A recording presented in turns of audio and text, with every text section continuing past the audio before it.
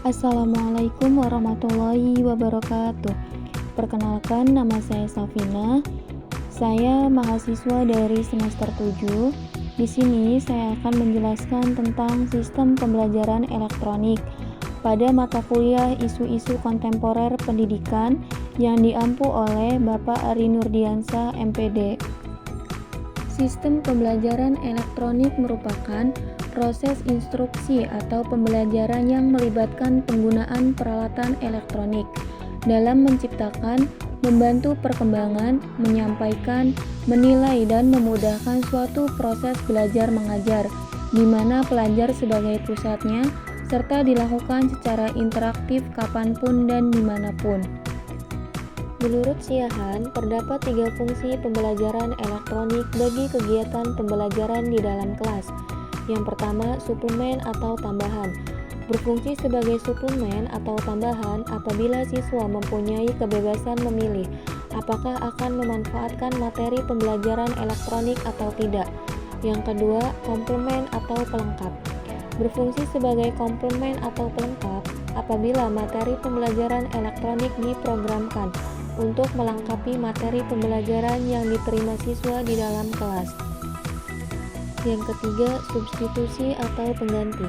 Beberapa perguruan tinggi di negara-negara maju memberikan beberapa alternatif model kegiatan pembelajaran. Tujuannya agar para siswa dapat secara fleksibel mengelola kegiatan pembelajaran sesuai dengan waktu dan aktivitas lain sehari-hari siswa. Berikut 3 alternatif model kegiatan pembelajaran yang dapat dipilih siswa, yaitu A.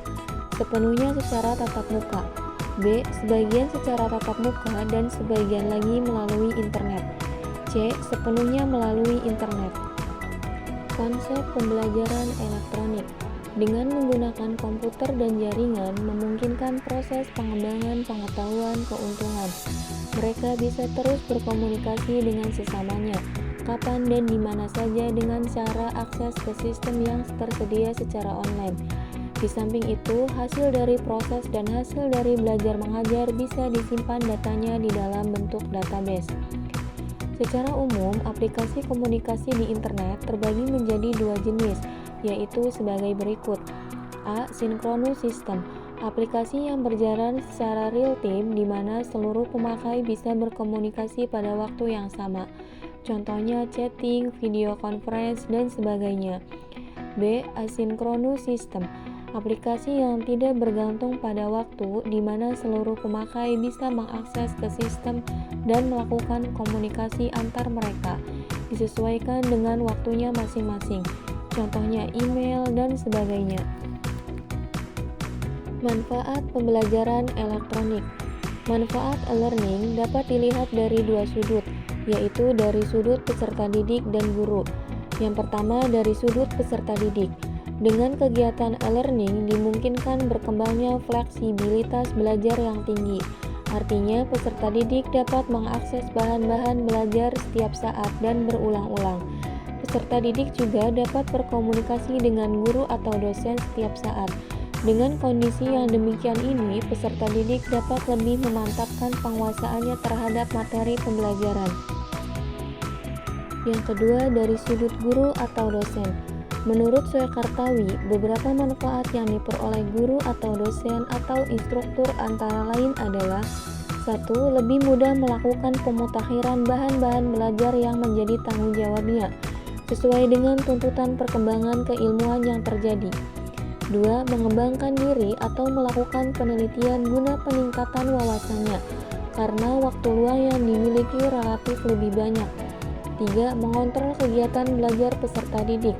Bahkan guru atau dosen atau instruktur juga dapat mengetahui kapan peserta didiknya belajar, topik apa yang dipelajari, berapa lama sesuatu topik dipelajari, serta berapa kali topik tertentu dipelajari ulang.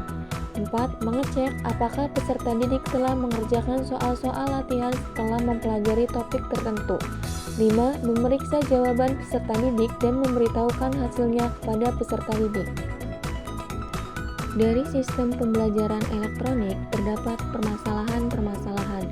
Yang pertama, keterbatasan akses internet. Salah satu permasalahan pembelajaran elektronik adalah terbatasnya akses internet. Jika Anda berada di daerah yang tidak mendapatkan jangkauan internet stabil, maka akan sulit bagi Anda untuk mengakses layanan elektronik. Hal ini tentunya masih banyak terjadi di Indonesia, mengingat beberapa daerah 3T, tertinggal, terdepan, dan terluar, masih belum terjangkau akses internet. Selain itu, harga pemakaian data internet juga masih dirasa cukup mahal untuk beberapa kalangan masyarakat Indonesia. Hal ini menyebabkan kemampuan untuk memanfaatkan elektronik masih dianggap sebagai suatu keistimewaan.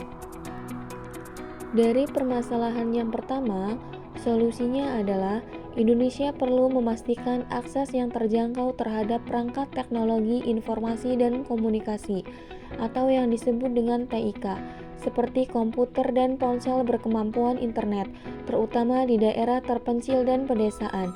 Untuk mewujudkan peluang digital, Indonesia perlu membangun sistem pendidikan yang bertujuan meningkatkan keterampilan digital dan penggunaan internet secara produktif. Permasalahan yang kedua yaitu pemahaman terhadap materi. Materi yang diajarkan dalam pembelajaran elektronik direspon berdasarkan tingkat pemahaman yang berbeda-beda, tergantung kepada kemampuan si pengguna. Beberapa orang mungkin dapat menangkap materi dengan lebih cepat hanya dengan membaca. Namun ada juga yang membutuhkan waktu lebih lama sampai benar-benar paham. Bahkan ada juga yang membutuhkan penjelasan dari orang lain agar dapat memahami materi yang dipelajari. Dari permasalahan yang kedua, solusinya adalah pada dasarnya cara penyampaian atau pemberian materi digolongkan menjadi dua, yaitu 1. One-way communication, komunikasi satu arah. Jadi komunikasi yang berlangsung dari satu pihak saja, yaitu komunikator.